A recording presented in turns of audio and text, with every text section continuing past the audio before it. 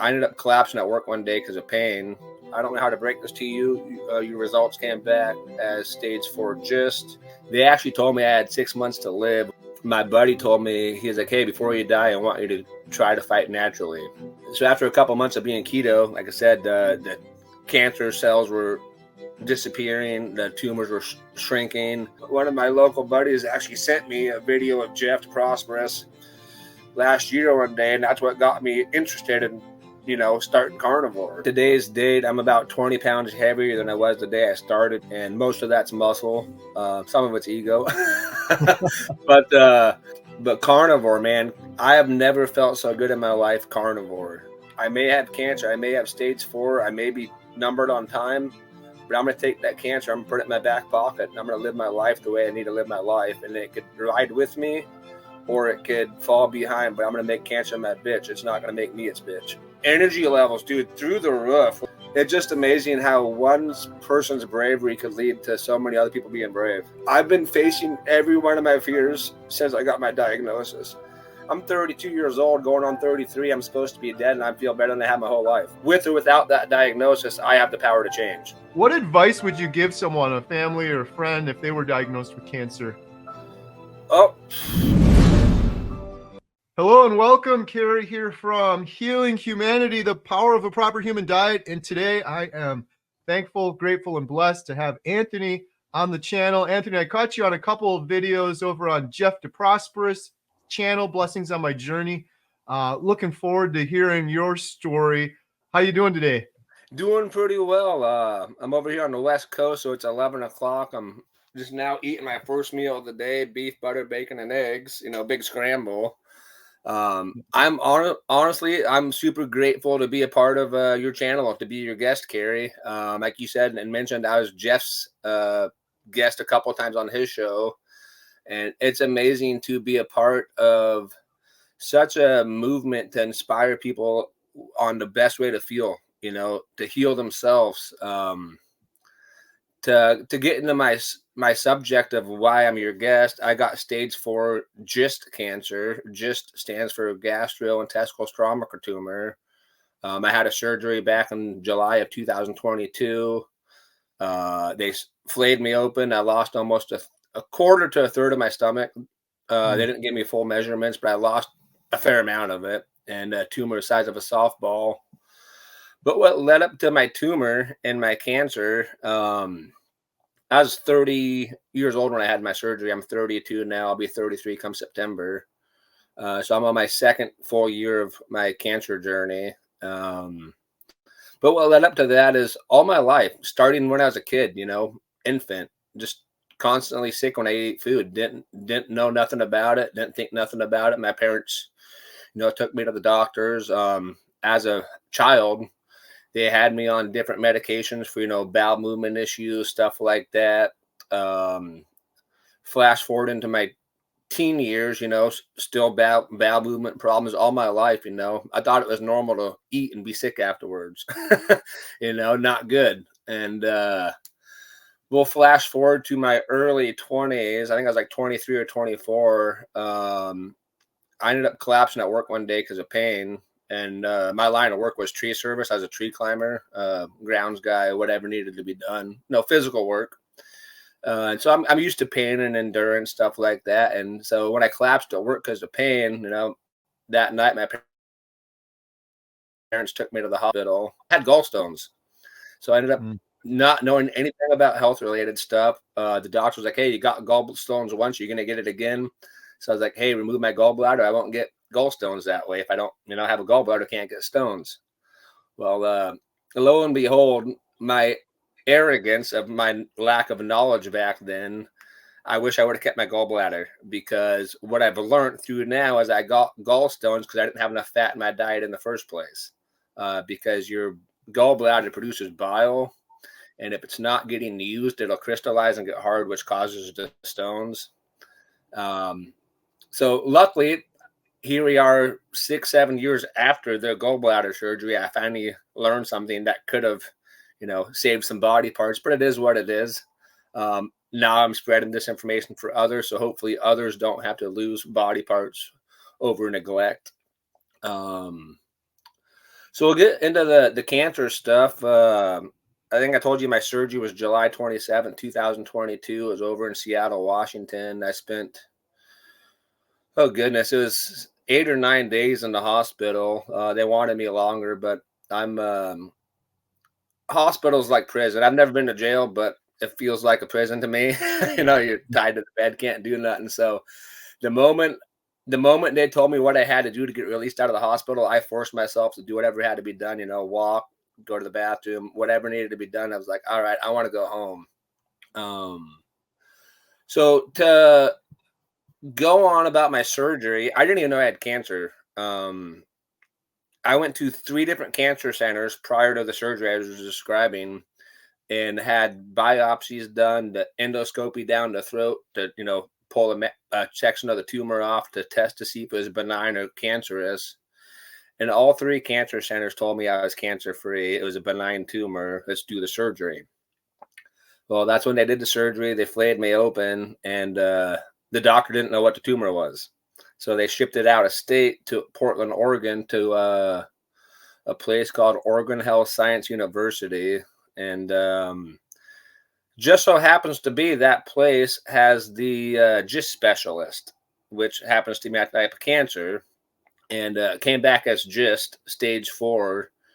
And GIST is a very rare type of cancer, according to what my oncologist says.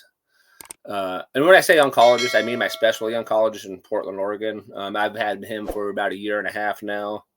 I've been through 7 or 8 local oncologists, just because my local area health isn't, the medical field isn't as advanced as the bigger cities.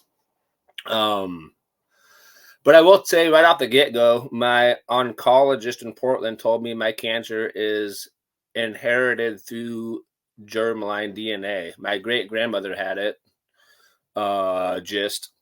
and I was told I'm going to be on treatment the rest of my life till I'm dead, because there's no way a person naturally, is what I've been told since day one. I hopped on treatment. Of course, I was young and dumb, didn't know any different. My father had cancer and he passed in 2019 from it. So I was like, oh, I want to, win. I want to start treatment ASAP, get good. And I started treatment my 31st birthday, September 9th, the day I was at the oncology center.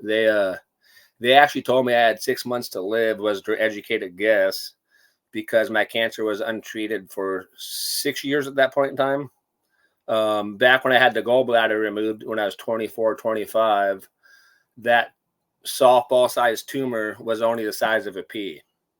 So in 6 or 7 years, it went from pea size to softball size and spread to the liver, metastasized, I think is the proper word. And so I hopped on chemo in September. I did chemo September, October, November, December, and I quit chemo sometime in January. I don't know the exact date. It was like January 30th, January 20th, somewhere into January. I quit chemo, and the only reason why I quit chemo is when I went in for my PET scan to see where my cancer, was at, because of treatment. The doctor straight up told me and showed me the images. My cancer had spread. The tumors had gotten bigger. We need to change treatment and get on something that's going to work better, because I was taking a pill called Sunitinib Malatet, Malate. Anyways, they were 37.5 milligram capsules, and I had to take a pill a day for 130 days, with no breaks in between. So it's like with other types of chemo, like Jeff has, or other people that have tanks, they get time on and time off from chemo. I never got a break at all. It was 130 days of poison straight. I sent you some email pictures of what chemo did to me. So when you upload those into this chat, that'll be good to, people could see the comparison of what chemo did. And at that time, I will say I was 110% listening to the doctors, the oncology, Western medicine. They told me, eat whatever you want to eat. Nutrition's nutrition. As long as it stays in, that's what matters. There's no special way to eat. So I went to 2 nutritionalists. They both said that. I even went to oncology nutritionalist, and they told me eat whatever I want to eat, because food is food. It doesn't matter. And mind you, my mother has gone to every appointment but one of mine or two of mine because she was sick, and I don't want, can't be around sick people. But she's only missed 2 appointments. And so my mom was with me during these nutritional appointments, all these oncology appointments. And if she's playing the fly on the wall, let me do all the speaking. And she cannot believe the mistreated I've been through from, I wouldn't say all doctors, but doctors with egos. I think that's the proper way to describe that. I love doctors, man. My primary doctor in my hometown, he was a CT scan to show that there was a tumor. Without him, I definitely would still be not as well as I am, or possibly dead by now. So I don't have a problem with doctors at all. I just have a problem with the doctors that have the ego. They let their doctor badge overpower everything, and that's not right to me. I did try a second line of chemo after I quit the Sunitinib Malatit. That the first line of chemo I tried for 130 days caused heart problems, caused kidney problems. Of course, blood work got worse. I actually went in January of 2023 to have a ureteral stent put in because my left kidney was starting to fail because of chemo. And mind you, I didn't have any kidney problems prior to chemo. So in 2023, I had 3 different surgeries. All was ureteral stent surgeries, putting stents in and pulling stents out. And I'm sure if for a female, it's not even fun, but for a male, that's definitely not fun. We're not designed to go in areas like that, in my opinion. But during the 9 or 10 months I had the ureteral stent in, that was some of the most pain and uncomfortability I've ever had to deal with. The doctor put the wrong size stent in, so it was stretching out my urinary tract. So I urinated blood for 10 months straight daily. And I was told it was because I play with myself or I'm having aggressive intercourse. And at that time, it's been a couple of years since I've done anything, sexually wise, just because of my situation with life. And that's why I made that statement earlier about doctors. I get irritated with doctors that have egos. If they actually listened, they would learn from the patient versus just, I got a degree, I'm going to ignore the patient. But I actually quit chemo, like I said, January 31st, 2023. I had that stent surgery shortly around that time. After the stent surgery, I tried a second line of defense. It's called Stivarga, or I don't know how to pronounce the generic name. It's Retrofab. Anyways, I tried that chemo pill for 4 days, 4 or 5 days, something like that. It was under a week.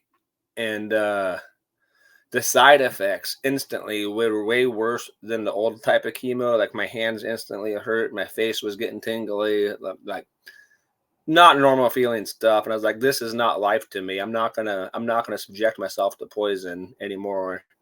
And my buddy told me, he was like, hey, before you die, I want you to try to fight naturally. And I thought he was full of crap, I was like, there's no way I'm not gonna win as far bad as I was. So my buddy that I was talking about, he convinced me to get a gym membership. So I went to the local gym. This is like 2 weeks after quitting chemo. I had my mom drive me to the gym, explain the situation. My local gym was nice enough to give me unlimited time available until I had got my finances together to pay for membership. But so the first month at the gym, great people. Shout out to my local Anytime Fitnesses. But I quit chemo. I got a gym membership, and at the gym, I just learned to, face my fears and ask questions and learn. I went to each coach. I was like, hey, I explained my situation. I'm dying because of my cancer.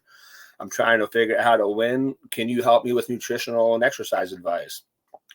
And the fact that I was willing to learn and educate myself, they were willing to teach me certain things. And I've done every diet out there 2 to 3 months at a time. Most diets were 3 months at a time between my cancer scans to see what food groups would do to my cancer growth.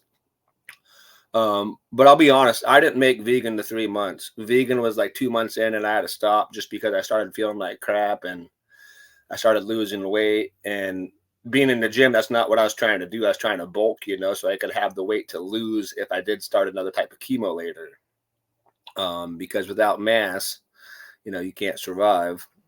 Um, so it's been an interesting rodeo, I will say. But going back to the diets at 3 months at a time,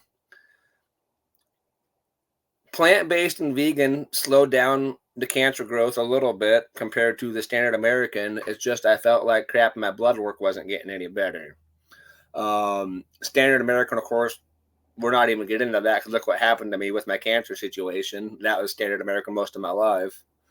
So I did keto, and keto slowed down the cancer growth quite a bit, like drastically. Still growing, but it was hardly growing, For every 7.5 milliliters of blood, I had one tumor cell in that vial of blood. And now I'm on my 11th month of carnivore. We'll get to how I started, but I'm now 11 months in on carnivore. I have no new tumor cells growing. So for every 7.5 milliliters of blood, I have 0 tumor cells, according to my naturopath. And so that's telling me I have nothing new growing. And then through oncology with the CT scans, it's actually showing aggression where my tumors are shrinking. I had a scan a month ago, about a month and a half ago, and one of my tumors shrunk almost 40%. It was like 38% it shrunk. And that was just in a 3-month increment. And my oncologist was blown away, like completely dumbfounded. But I've told my oncologist, all of them, the same thing I'm telling you, and the same thing I've told everybody. I've been honest since day one of what I've tried and what's worked and what hasn't worked. And my oncologist tells me that my cancer is smart enough that it could turn on and turn off when it wants to, and my lifestyle and choices have nothing to do with it. And mind you, this is the best oncologist in the West Coast with my type of cancer. Wow. And I'm like, I love him. He's a smart guy, but he's closed-minded. And that closed-mindedness, is so sad because he could be saving a hell of a lot more people and making people feel better during being saved. Just if you were open-minded and listen to a patient living with the illness. I mean, you and I could have the same type of cancer and have different mutations. What will work for you might not work for me, but we can still bounce ideas off each other and try. That's what I mean about being open-mindedness, kind of like the doctors. Some doctors put you on a treatment and it gets worse. Oh, well, let's change treatment. That one didn't work. That's what you and I were discussing, and I will straight up say I have asked every one of my oncologists every time they try to put me on a medication or a treatment, well, have you tried it? Have you done what you're putting me on? And every one of my oncology guys has said no. So how in the F how can you be so eager to throw somebody on something you never tried yourself? To me, that's so, I don't even know the proper word. It should be abusive in my opinion. Because if you don't know what the effects are like, how can you give that to somebody? Like with cop training, for example, if you're trying to be a policeman, you get tased, you get pepper sprayed, you have to do all the 9 yards. So you understand when you do that to the victim, they know what it's like. So you know what it's like. Well, doctors should be the same way, in my opinion. So I started seeing a naturopath I started seeing a naturopath back when I was in my mid-20s. But at that time, I had an ego. I was closed-minded, and not everything he told me I listened to, which probably is why I'm in my predicament I'm in now. So I started actually seeing him again on a regular basis in, oh goodness, June or July last year. After I quit chemo, I'm like, hey, what's your thoughts about doing things naturally? What do you suggest? And he had suggested European mistletoe and keto. And mind you, at the time, that's why I went keto, for a couple of months to see what it did, because my naturopath suggested it. So after a couple of months of being keto, like I said, the cancer cells were disappearing, the tumors were shrinking.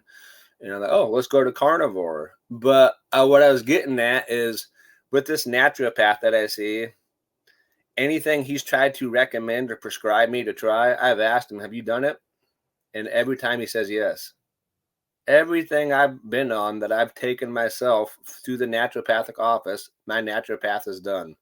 The mistletoe, the testosterone shots, the vitamin D3, like anything, even carnivore. My naturopath is carnivore. I mean, he's kind of ketovore carnivore. I know he bounces back and forth, but to find a doctor, naturopath, whatever, that practices what he preaches is so far and few between in this world anymore. And that is why I certainly love the YouTube aspect, because I found Dr. Sean Baker, I found Dr. Anthony Shafee, I found you. I mean, you're not a doctor yet. You never know if you want to be. Well, I mean, with the knowledge you've learned, you might as well be a doctor without the label. That's how I view myself as. I don't view myself as a doctor. I mean, I'm not gone to school for it, but how can anybody know an experience better than living through it? I mean, you could read it in a book all you want, but unless you live through it, the living through it and winning through it means more than any book experience, in my opinion. Yeah. So yeah, when I started the gym, I've gone 6 days a week since day one, year and a half now into the gym. I'm actually, today's date, I'm about 20 pounds heavier than I was the day I started the gym. And most of that's muscle. Some of it's ego, but most of it's muscle. I'm down to about 13% body fat on a regular basis. I bounce between 12 and 15, depending on, my mood, on my eating habits. But carnivore, man, I have never felt so good in my life. Carnivore. For the past 10, 11 months, I could eat. I don't bloat afterwards. I don't get sick afterwards. I don't. What is it? The afternoon power nap people get when they have carbs, it's like you feel good in the morning to eat some food, and then, noon, 1 o'clock comes and you're just done for. I have energy all day long. Like, I have so much energy, it's hard to sleep sometimes. My skin's glowing better. I used to have really bad acne, like all over my body, like big boils. And that's just from all the toxins I was eating, trying to get out of my system. Even with my beard, this is the nicest my beard's looked my whole life. And what I've been using is beef tallow, just rubbing it on there. I mean, I don't use like straight out of the jar. I buy a special, beef tallow stuff that's meant for beards, but simple little things. Quick interruption. Thank you so much for watching. If you're interested in learning more about our documentary, Healing Humanity, The Power of a Proper Human Diet, or supporting it, please visit donate.healinghumanity.movie. Our goal is to reach millions of people that are hopeless right now, and sharing the examples of real people over the course of 1 year that are undertaking a proper human diet to overcome obesity, type 2 diabetes, depression, anxiety, fertility issues. We couldn't do it without you. We thank you so much. We are also selling these shirts, Healing Humanity, The Power of a Proper Human Diet. Every penny we get from those goes towards the documentary. And last, we have memberships. If you click the little join button, it's best to do it on desktop.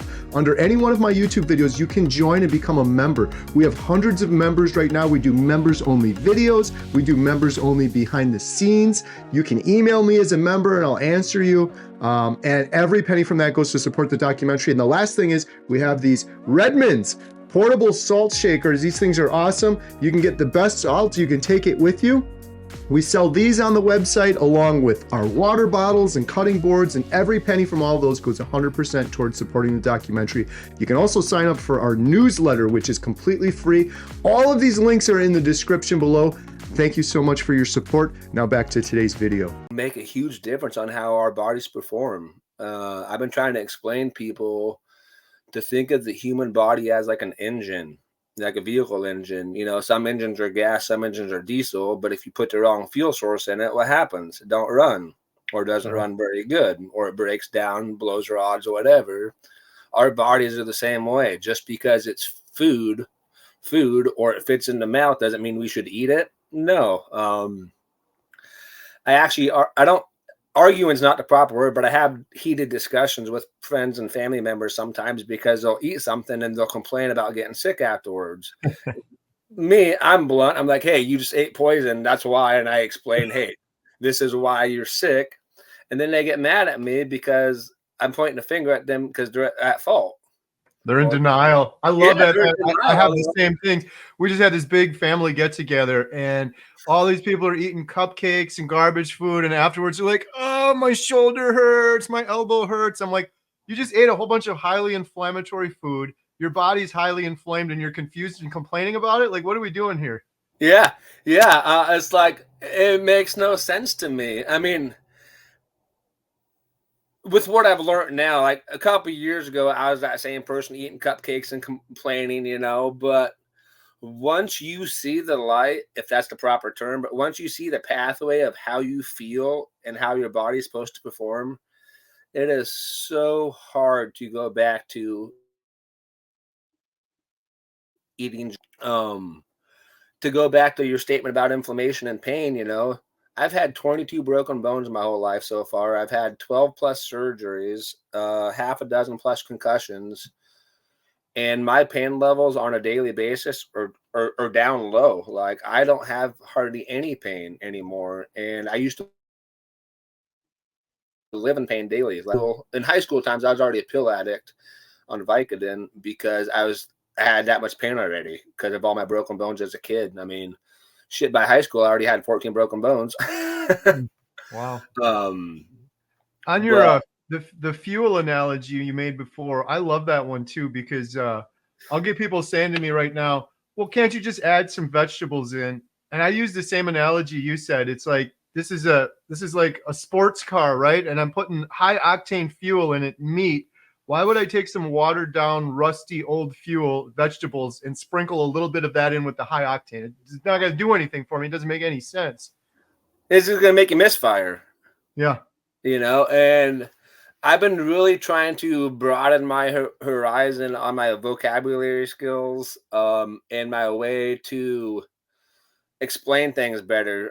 I've been a logger my whole life. Since as soon as I graduated high school, I went into the woods, so I have a foul mouth, I have an attitude. Like, I'm trying to become a better version of myself. I mean, especially with the YouTube stuff, I got to really watch what I say, because I want to hit a vast majority of people, versus just, I found out quick in my journey, not everybody likes the straightforwardness. Which I get, some people get offended by that, but the fuel analogy is 100% true. I cannot get over how important it is to fuel our bodies the proper way. Like, even this water jug right here, I got a 1 gallon water jug, and it's filled with water, alkaline water from a Kagan machine, and salt. Because where salt goes, the water follows. And what's crazy to me about that statement with water and salt is 9 times out of 10, when somebody winds up in the ER room or an ambulance ride or whatever, what's the first things the paramedics do? They hook you up to an IV bag, and what's in the IV bag? Salt water, basically. Yeah. I mean, there's a proper term for it, but it's basically salt water, because the first thing they're trained to do is, everybody in America is already naturally dehydrated because of our lifestyle and our food choices. Right. I've actually quadrupled my salt intake from last year till this year, and I am pissing less. My muscles aren't sore anymore. And what I've realized, like I said, with where salt goes, water follows. Your muscles, they're not just muscle tissue. There's water in there. There's other stuff in there to make the muscles work. And your muscles are sore because they're not getting lubed up properly with the water. So if you get enough salt in your system, your pain's going to not be there, or your soreness isn't going to be there like it was, because you're more lubed up, if that's the proper term. kind of Right. like a door hinge with oil. Right. Yeah. Pour oil on it, it'll stop creaking. Yep. Anthony, can we just step back for a minute and can you just talk a little bit more? Because I can't imagine what it's like getting the diagnosis that you had. Can you talk us through that a little bit? Like, what was your initial reaction and thoughts, and I guess friends and family when you were diagnosed? What did they tell you when you're diagnosed? Like, how did that go? So my 31st birthday was my diagnosis date at the cancer center locally. It was me and my mother that walked in there. The oncologist I had at the time was Dr. D. She was a nice lady. She was a temporary. She moved back to California, but her educated guess, like I said, she's like, "Hey, Mr. Hayda, I don't know how to break this to you. Your results came back as stage 4 GIST. GIST is actually cancerous. It's not benign. I'm sorry, you got misled." My educated guess is 6 months, because I asked her, I was like, "Well, what's my time frame? I lost my dad within a few months of his diagnosis, so what's mine?"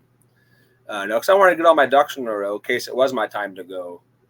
So her educated guess, with her knowledge she had, and I don't hold her to it, because doctors are humans, but her educated guess was 6 months. And I believed it initially. I was like, all right, let's hop on treatments, do what we got to do. Whatever you say, you're the boss.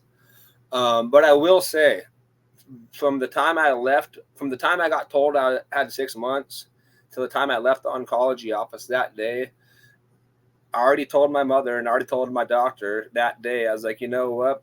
I may have cancer. I may have stage 4. I may be numbered on time, but I'm going to take that cancer. I'm going to put it in my back pocket. And I'm going to live my life the way I need to live my life. And it could ride with me or it could fall behind, but I'm going to make cancer my bitch. It's not going to make me its bitch.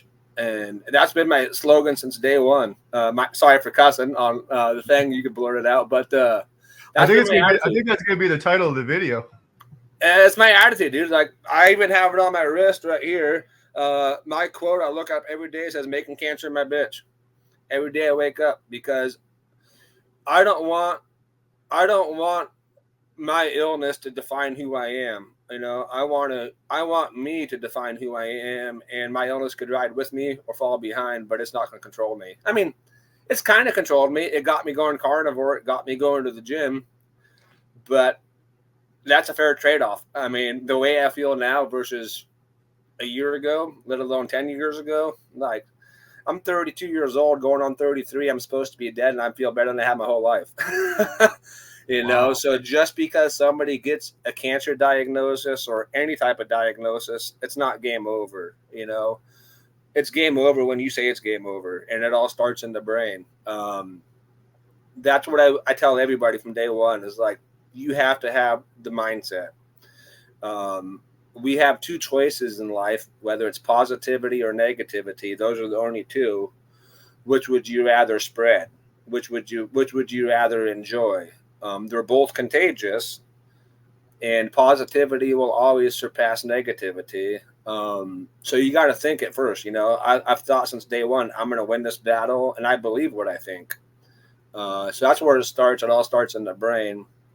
And a lot of people, and this part's kind of hard for me to say. I'm in my going on my 2nd year of my cancer journey, and I probably lost 6 or 7 people in the last 2 years from cancer, whether it's people I've known or people I've met in the cancer center. And it to me, it's heartbreaking and sad, because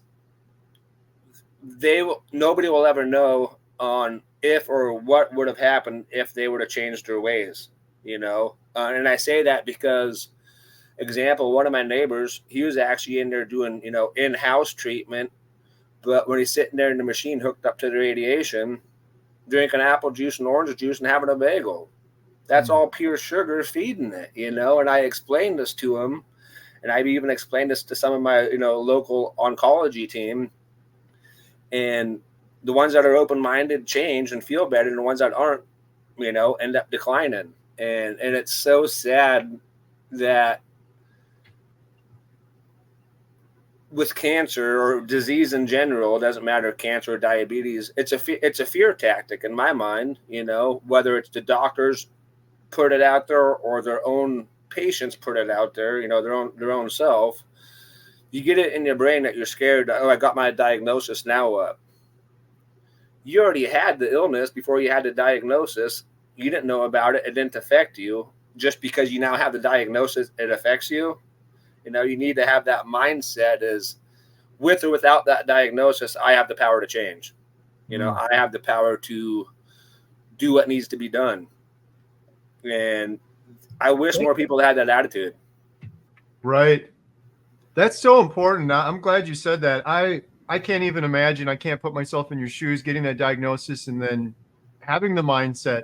But one of the things I've learned is when you have that, you can be positive or negative, like you said. When you have the negative, when you have the stress, which you're going to have when you have the diagnosis, releases cortisol. Cortisol turns to glucose. Glucose feeds the cancer. So you're just perpetuating the problem worse. It's almost like you're right. If you were never diagnosed, or if you could get the diagnosis and not stress or worry about it, it's like you said, that mindset is a huge part of the thing for sure.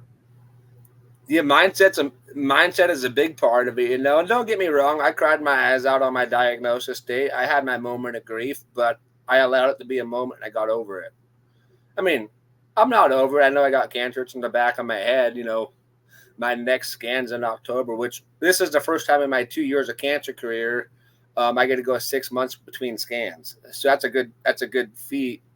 But people need to understand it. It's all in your head. Like, you have the power to control yourself. I don't remember the guy's name. He was a Japanese scientist. There's the power of water. He studied it, and I think he froze a bunch of vials of water. Half he talked positive to, a half he talked negative to, and when he pulled them out of the freezer, the half that he talked negative to made ugly shapes, and then the half he talked positive to made pretty shapes. Well, our mind's the same way on how we perceive ourselves. If we're constantly negative on ourselves, negative actions are going to happen within ourselves. For a quick comparison, say you go to the gym and you want to bench 150 pounds because you can't bench it yet, and you tell yourself, oh, I can't bench 150.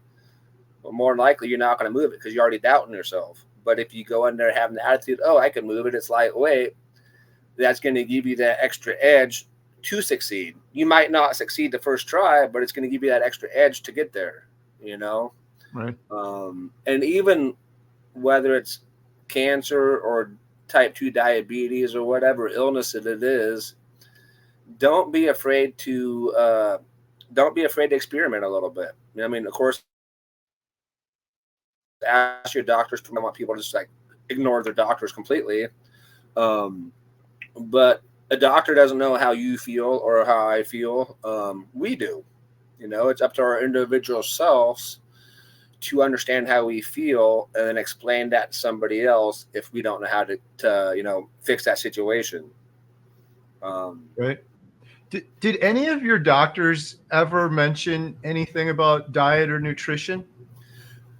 Every one of my doctors I've been to, as far as oncology locally and even over in Portland, and even the nutritionalist I've been to, nobody has mentioned anything about a proper way to eat with cancer. Everybody since day one has said, as long as you keep food in your system, that's what is important. Nutrition is nutrition when you're battling a disease like this.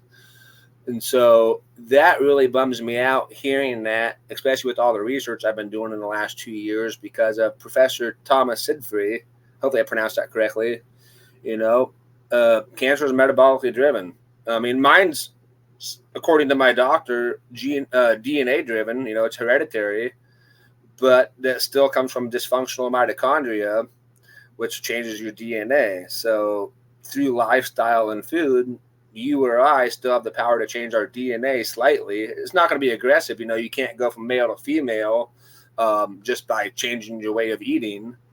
But, you could still change damaged cells to good cells by changing the way you're eating. And it really bums me out that the medical field doesn't know this as a whole. I don't know what parts of the world you live in. I'm over here in Western Washington, West Coast, And at least in my hometown, we're a pretty small town, and we are probably, I wouldn't say we're the bottom of the food pyramid as far as medical goes, but we're definitely not towards the top. We have small incomes, small hospital, not much for knowledge. And I I've been trying to spread all this information to my doctors. Like every chance I go to the doctor, I tell them, hey, this is what I'm doing, this is how I feel. Another quick subject to go about with carnivore and problems is I've dealt with AFib most of my life, afibrillation, irregular heartbeat, stuff like that. It all started when I was 18 in high school. Energy drinks caused it. And so, plus I have a defect with my heart anyway. Your heart has 3 muscles and they're attached and they beat like this. My heart has the 3 muscles, but 2 of the muscles are fused together. So they beat goofy, which doesn't help the AFib very much. But during chemo times, my AFib got worse. There's probably 6 or 7 different hospital trips because of irregular heartbeats. Like I spent a couple of days in the ICU with irregular heartbeat, and I've been zapped by the machines to get my heart straightened out before. And the most craziest part of everything is since I've been carnivore based, since September 1st till now, 11 months, I have not had any heart problems, no afibrillation, no seizures, no blackouts. I actually ran my first 3 miles last month just to do it, and I don't even do cardio. So the fact of going from running hardly anywhere to running 3 miles and not having any heart problems during which, it's amazing to me. And then going through research on, okay, well, what's the common factor with heart problems and food? I actually started calling around and researching different epileptic centers because I've dealt with epileptic seizures because of the heart problems. And some of the bigger epileptic centers throughout the world, the United States, actually put people on a keto/carnivore diet for it. But they don't tell you that around here in my hometown. I've been to 4 different heart doctors within a 4-hour radius of my house, and every one of the heart doctors keeps trying to put me on heart medication. Yeah. And I even went to a heart doctor about a month ago, out of town, about 2 hours away from my house, just to see a different doctor to try to get a different mindset. And I straight up told him, hey, I've been on Metoprolol before. I've been on this other heart medication before. Everything that you guys were prescribing me didn't do anything for me besides make the situation worse or cost me money. I've been carnivore based now. Well, at that point, it's 10 months. No more seizures, no more blackouts, no more afibrillation. And you know what my heart doctor asked me? You want to get back on Metoprolol? That's the only thing he said. I'm like, did you not just hear any of the effing shit I just said? Wow. So I got to get another heart doctor now, but it's like the closed-mindedness.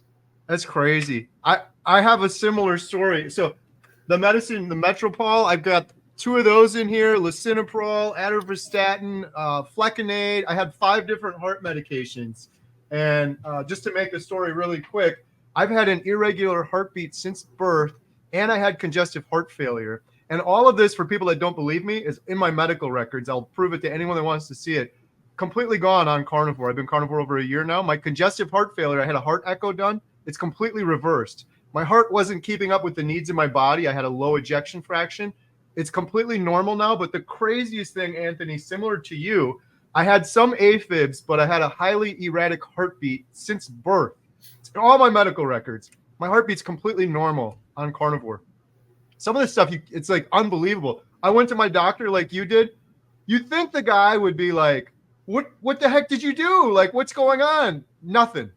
He's like, interesting. And the next, like for me, I'm like, okay, I'm a big boy. I could just deal with it, whatever. I'm just going to move on. But the next person that's going to go in there with AFibs or heart issues or problems, he's not going to say anything to them about diet. Yeah. Nothing. So it pisses me off too. It makes me so mad. They don't care. Just like what? Same thing too. Then he sent me a letter in my notes that said my cholesterol is slightly elevated. And I should go back. I should return to a normal diet.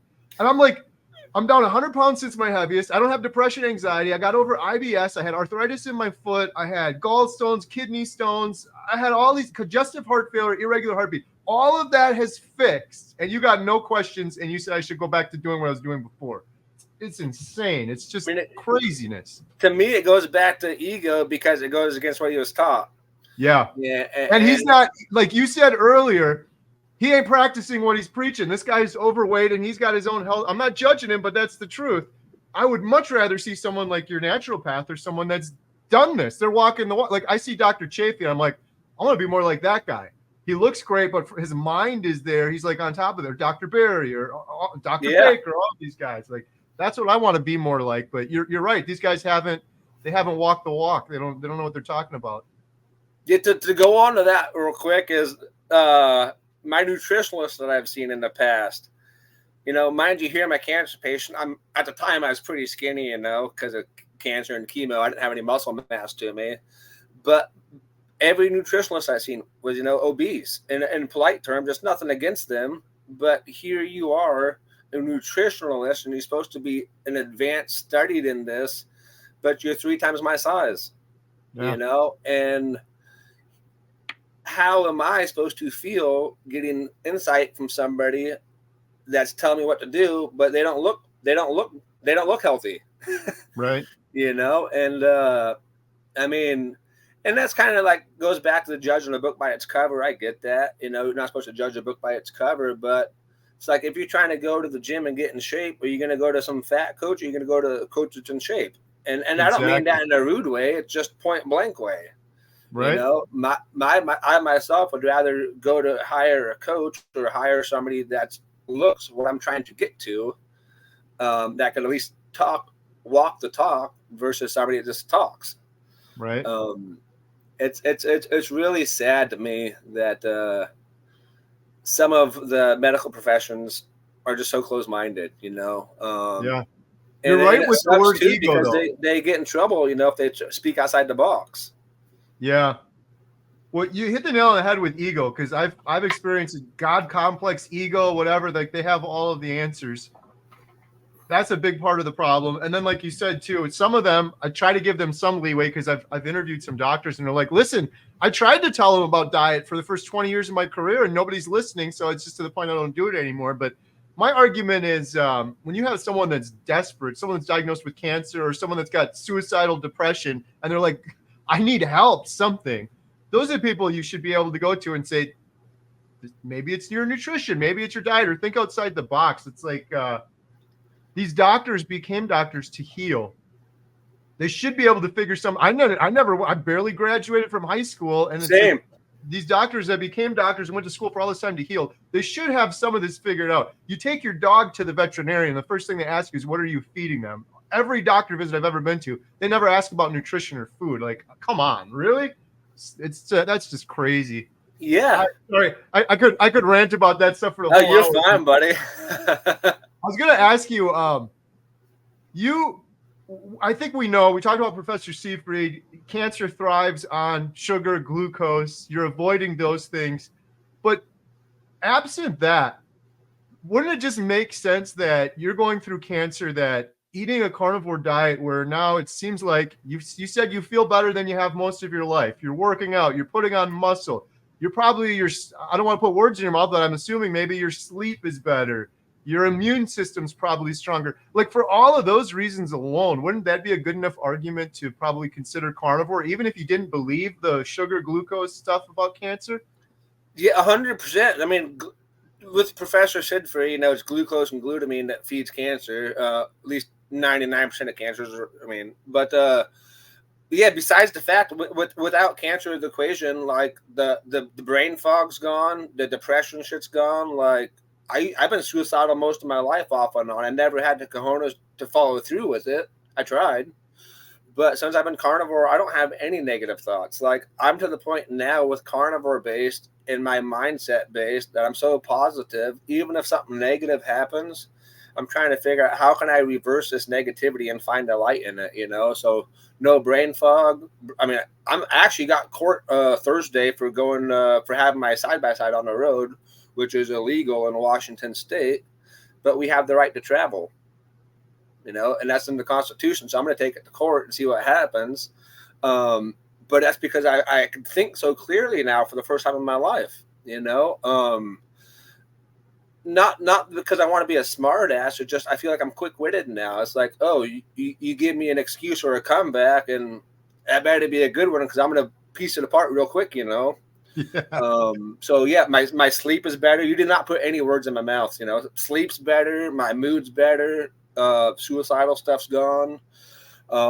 Energy levels, dude, through the roof. Like beforehand, when I was carb based with different diets, I would actually have to bring food with me to the gym so I could finish my workout routine, because I go to the gym for 2 hours a day, which is probably overkill, but I have a lot of energy to burn, and I didn't want to die, so I'm like, hey, I got a body in motion stays in motion. That's the attitude I had.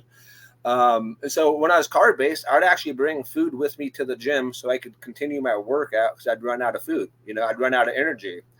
And I do fasting, intermittent fasting, sometimes aggressive fasting.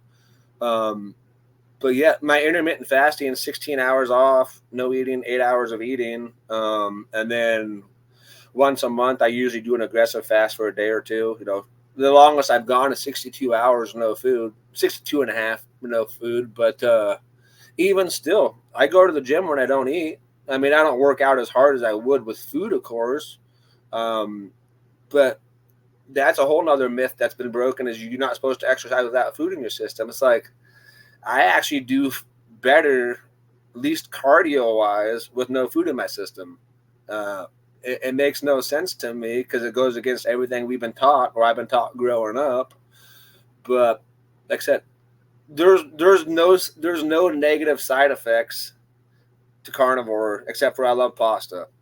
Can't do pasta anymore, but I don't miss the way pasta made me feel, so my cravings for it isn't there anymore. I feel like I'm high on life with the way I'm eating, if that makes sense. It's hard to feel bad.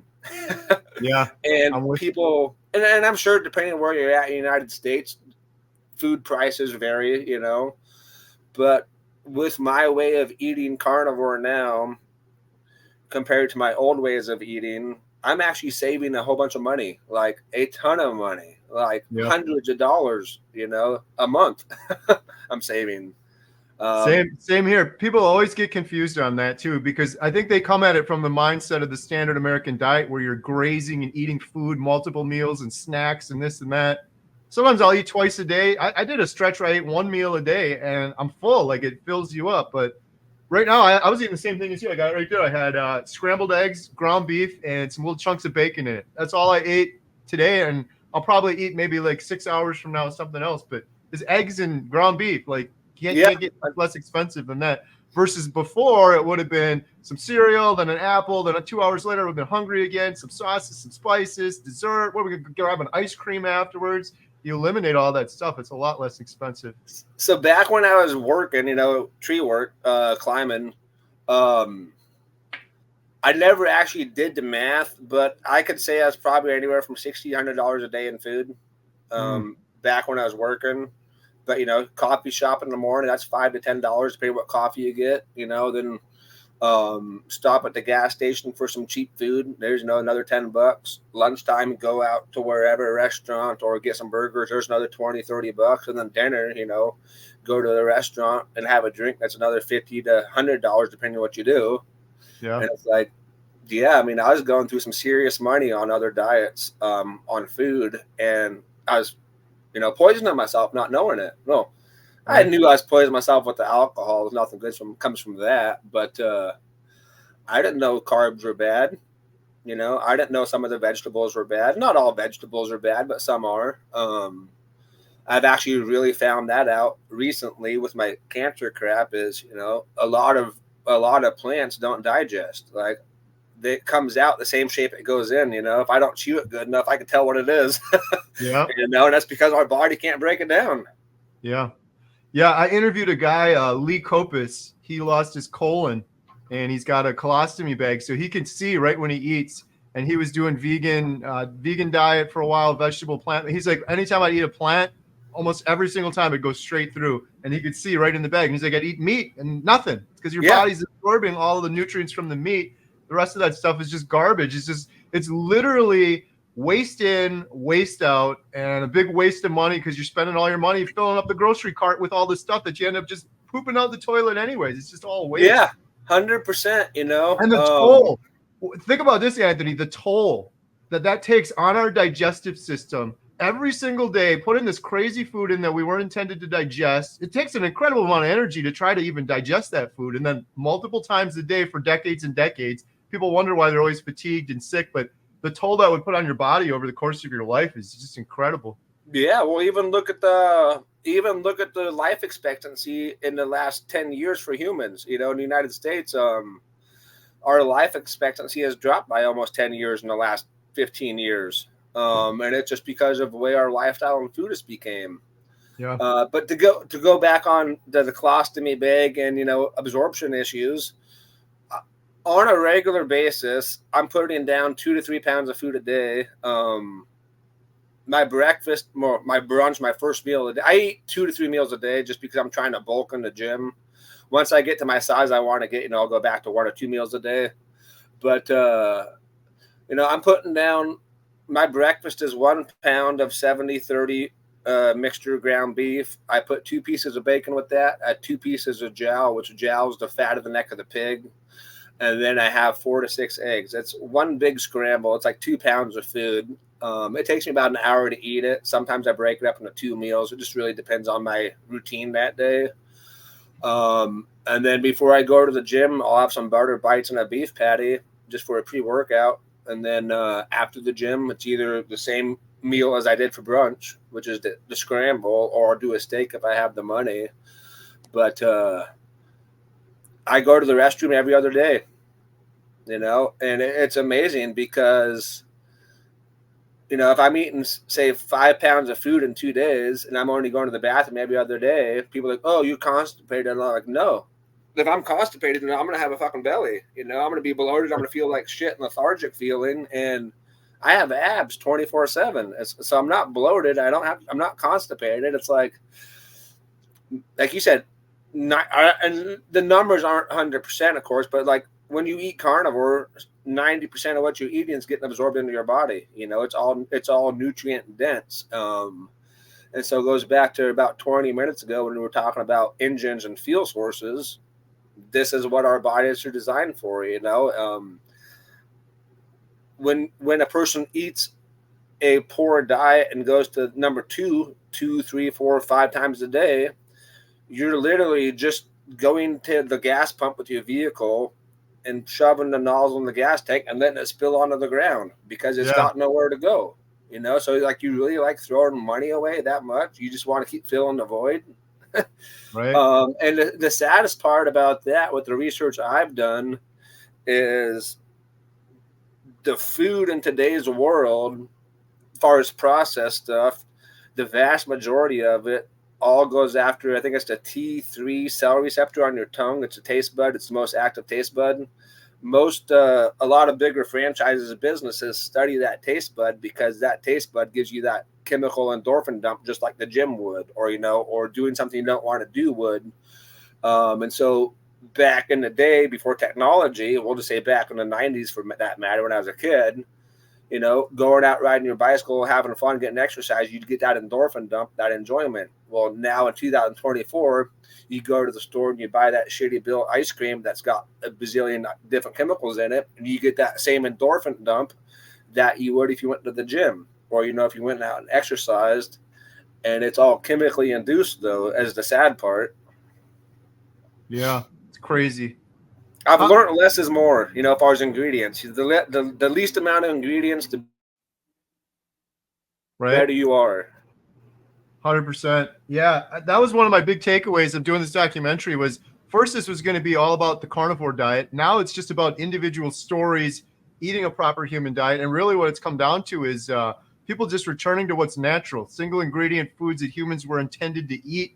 As we've gotten further away from what's natural for humans, we're just getting sicker and sicker. It's like so crystal clear. I don't know, like people on the standard American diet, they got the brain fog or whatever. Some of this is so confusing, but as we're eating this crazy food that we weren't intended to eat, and we're staring at screens, we're not getting fresh air, we're not exercising like we used to, we're just getting sicker and sicker. There's like a perfect correlation to it. There's like common sense stuff, but I guess when you're in that fog, it's hard for people to see it. But one of the other questions I was going to ask you was, what advice would you give someone, a family or a friend, if they were diagnosed with cancer? Oh, honestly, my advice for somebody that got a cancer diagnosis or any serious type of medical diagnosis is goes back to my statement earlier, is have your moment of grief or moments of grief. We're all allowed to have grief. It's not against the law to cry and be upset about the situation. Have your moment. Be upset about it, but then take control of the situation. Put that cancer card or Crohn's card or whatever the diagnosis you got was, put that in your back pocket and make a game plan. Learn how to be positive. I wake up every day, my first thing out of my mouth is, today is a good day, I'm blessed to be alive. You start out the day with a positive action and a positive thought, and that's the best way to do it. And then furthermore is, besides the positive thoughts and actions, is make a game plan on what you're trying to accomplish, and how. So in my case, I want to survive and beat cancer naturally. And so I've put in the last year and a half to understand how to. I tried chemo, it didn't work. And now I'm trying to understand what different food groups do to my illness or the body. And I will straight up say, a body that's excessively inflamed can't heal. Mother Nature and God made us for a reason how we are. A body that is fed properly could, I can't say cure everything, but cure most things. It all starts in the mindset, though. You got to be positive, then you got to believe in your heart what you believe in your brain, and then just take the steps to follow that. And being honest, I'm fairly big now. I sent you some pictures on email. I actually sent you a couple more this morning, so I'm excited to see once you get this all done. But I didn't get this big overnight. It all starts consistency. It's one step in front of the other, and it doesn't matter if it's an inch step or a 12-inch stride, or you're taking a 3-foot stride. A step is a step, and if you move backwards, that's fine. You can still turn around to progress and go back forward again. Just like with Jeff Prosperous, when he went to Italy, his cancer got worse because he slacked off on his diet and his lifestyle choices, and it got worse, and he realized it, and he fixed his mistake, and he's back on the straight and narrow, and his cancer is under control again. So just because it does get worse doesn't mean it's over. There's always tomorrow. There's always another pathway to try. I will say, though, the carnivore diet is a must for anybody with an autoimmune disease, cancer, Crohn's. You don't have to try it your whole life, but at least give it 30 days. Example, we live to be 70 years old now, 75. What's 30 days out of your life? That's like 0.00004%. Like, give yourself 30 days of courage and try it. It may be hard, it may be scary, but you might feel better after 30 days. And so it might lead to 60 days. Another one too is, I will tell for somebody with a diagnosis, is don't let the fear win. Because it is very hard and is very scary getting a diagnosis, especially that you're not ready for. But learn how to control that fear. I've been really living my life more like a buffalo. Buffalo is one of the very only creatures that I've known about that when a storm comes, the buffalo will turn and face the storm and go through it head on. The path is harder, but it's a shorter distance. I don't want to drag this shit out for fucking years, pardon my language, but just grab it by the cojones and go for it. Be scared, but do it with heart.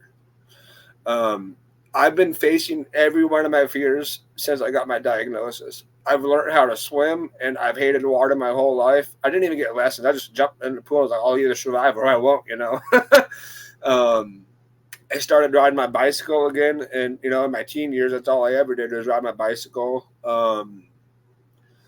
I was a really big introvert most of my life. Didn't want to talk to people, and now I'm on YouTube. Who knows how many people are going to watch me, and I got fucking tears in my eyes in the meantime, and I don't care. It's like, just be true to yourself. It's never game over when you get a diagnosis. We have the power within ourselves. One of the things I'm seeing that you're doing, and I was so fortunate, I got to interview Professor Seafried at Boston College and learn some more of it. But one of the things that he said that was really powerful was, if you're diagnosed with cancer, you got to fight cancer. And this was his words. He said, there's people that say they fight cancer. Some of them they sit back and they take the medication and then they worry and then they do that. And then there's people that actually go out and are fighting it. And it seems like that's what you're doing, and that's what Jeff's doing. You're taking things in your own two hands and you're making cancer your bitch. I absolutely love that. Yeah, it's up to the person wearing the disease, man, to win. A doctor could tell you, a doctor could have a fucking cure for you. Pardon language again. A doctor could have the cure, and you could take that magic pill, and it might not cure you because it still starts within you to fix yourself. My cancer diagnosis is the best thing that's ever happened to me, man. Like, I wasn't a bad version of myself prior to this, but I'm so much better now than I used to be, dude. It's hard to fathom. I'm blessed for you. I'm blessed for Jeff. Without you guys being open about stuff you went through, I wouldn't even be open about my stuff. And I straight up said that to Jeff.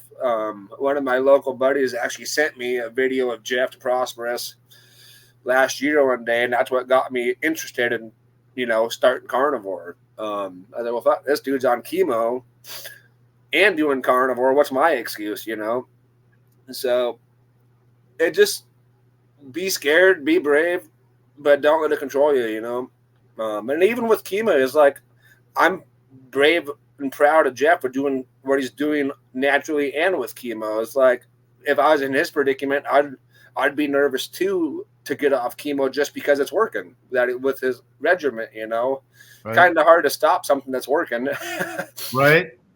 That's a good point too. I get people asking me these things all the time. Like when I interviewed Professor Seafried, that was the advice he gave, is if he was diagnosed with cancer, he would study his particular type of cancer like crazy, take it into his own two hands, and then make the decision on, do you do chemo? Do you not do chemo? Do you do this? But the fact that most people are diagnosed with cancer and they don't know about carnivore, metabolic therapy, nutrition, just as an additional tool in a toolbox, just as an additional option, is criminal to me. So I'm not going to stop talking about it. That was why we added cancer to the documentary, because I want to buy a shirt, buddy.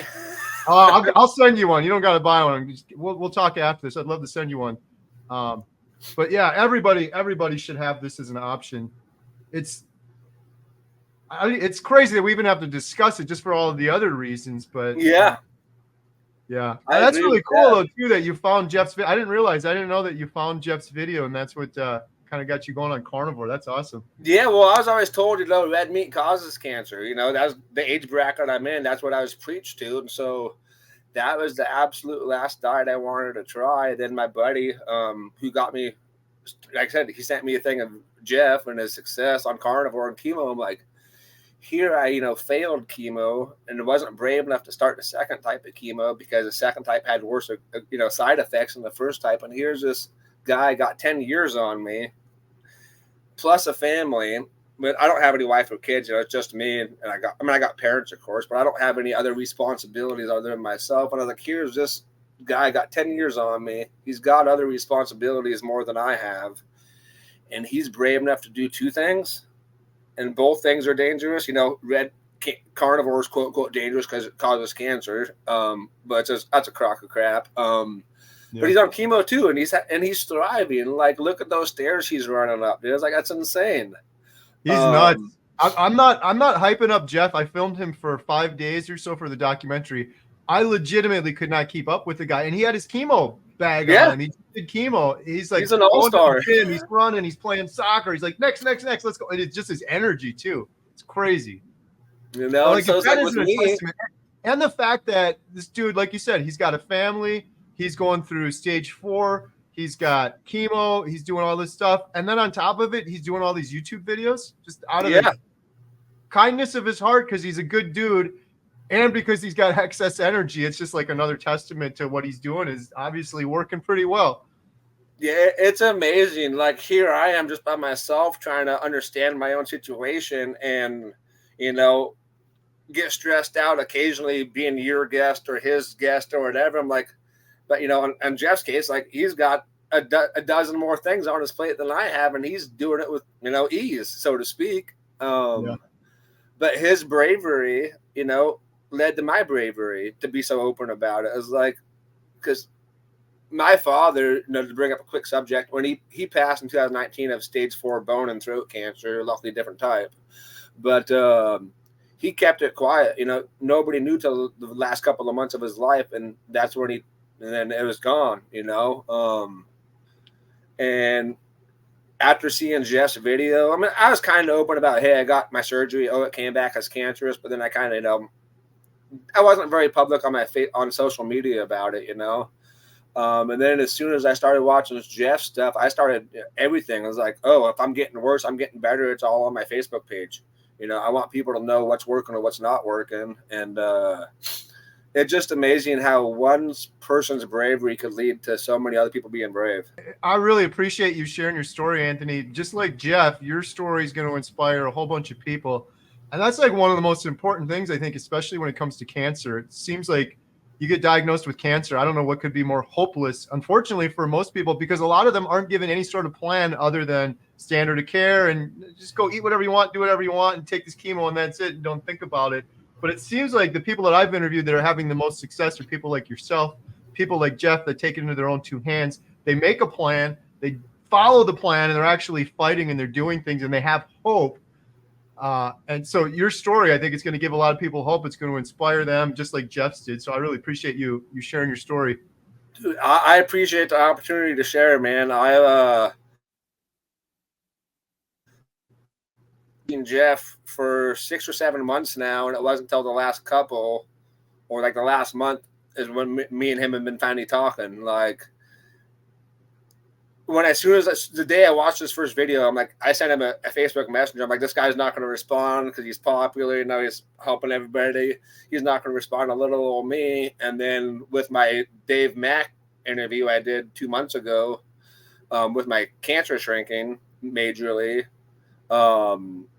Jeff happened to see it on YouTube one day, a little pop-up of it, and he reached out to me over. He's like, and we started talking. I'm like, it's just amazing how the world comes back around, you know. It's like, he's my role model, honestly. Like, if it wasn't for him, I definitely would not be in my predicament I'm in now, as far as, you know, with the bravery, being honest about everything. And I mean, it's amazing, you know, to be in such a part of something so cool, you know, and so meaningful. It's like, I'd rather be a part of this that actually has true meaning and true power behind it that could save people without a financial hiccup versus, you know, being a part of something that people got to go pay for to, you know, get treatment for. It's like Carnivore itself is an at-home therapy. Yeah. It's a beautiful thing, right? Anyone can do it. It doesn't cost a dime. I'm with you 100%. I said this before too. Like, I don't know. I've been fortunate. Some of my stuff on YouTube has inspired people, and I get messages from people that they tried this and they overcame depression or overcame type 2 diabetes. And no joke, you could not write me a check. I said this in my earlier video, for $1 billion, I'd rip it up if it meant that if I never knew about carnivore, if I had to give that up. Or hearing these stories of people, like, what's better than that? Someone getting their life back and really, really living their life to the fullest. Like you said, that's a beautiful thing you said earlier, by the way, that you wake up just full of gratitude and thankful for the day. That has been, I've interviewed so many people for this documentary, and now it's one common thread with everyone. Overwhelming gratitude. And imagine, Anthony, imagine this. If the whole world was eating a proper human diet like we are, and the whole world had that gratitude and woke up like that, and that zen and that energy, man, it would be crazy. What a world. So to go on to that real quick, if we all had that same, I wouldn't say thought process, but, you know, if we all had the same, if we all felt the way you and I feel, you know, because of the way we take care of ourselves, exercise, the proper human diet, in what I would envision in my brain, instead of going down the road seeing fast food every block, you'd see farm stands every couple blocks. Yes. Because it'd be all healthy foods we were going for, and the tax issue wouldn't be the problem anymore. Our country wouldn't be so screwed up anymore, because right now, I mean, I don't know the numbers 100%. I don't study it. I hate politics stuff, but right now we have more chiefs than Indians, far as we have more people collecting taxes and collecting, disability. I'm one of the disability people because of my cancer, but versus worker bees. Yeah. And it's because of we're so unhealthy as a nation. We have, say, 30% of the population or 40% of the population supporting 100% of the population, versus if we all got metabolically healthy and lived a good lifestyle. Imagine how many people would be working. We'd have 80% of the population working versus 30 or 40% of the population working, and that, look at our tax money we'd have. Right. And of course, if they spent the tax money properly versus sending it to other countries for stuff, we got to take care of our own first. Right. And that's another quick one is, instead of moving your garden to where the butterflies and bees are, till the soil so the butterflies and bees come to you. That's what I've been doing as a cancer patient. I've been taking care of my oneself, taking care of my soils, and the success, the feeling good, the friendships, the communication skills, the happiness, the confidence is all coming from that. But I had to start at the ground, and I start at the soils, and that starts within myself. 100%. Awesome. Man, this has been great. I really appreciate it. For people that want to learn more about you, is there somewhere they can find you, or do you want to share anywhere? Yeah. Well, right off the get-go, I have Facebook. It's open to the public. At least my cancer stuff is. If you can't find it, send me a friend request. I do plan to make a new Facebook page. Speaking of, I'm on yours now, Return to Natural. I'm excited for that. Thank you. But if you want to find me on Facebook, it's just Anthony Haydock. It's on the screen there. I do have TikTok. I don't post there as much. I'm getting better with technology. My TikTok is Making Cancer My Bitch without the H. So it wouldn't let me spell it all the way out. But yeah, you're more than welcome to find me. Reach out to me with questions. I'm only one person, so sometimes I don't respond instantly. It might take me a day, it might take me a week, might take me a month. It really depends on how many people are getting a hold of me. But I will respond eventually, so be patient. Love it. And I'll put specific links in the description below. So if you guys want to learn more about Anthony, you can click those in the description below. Really appreciate you coming on, Anthony. Love your story. I know this sounds like I'm a middle schooler, but I say this all the time, man. You got a new buddy here. I'd love to talk to you more, maybe have you on a live stream or do something again in the future. Dude, anytime. Awesome. Appreciate you. Have a good day. Thank you, buddy.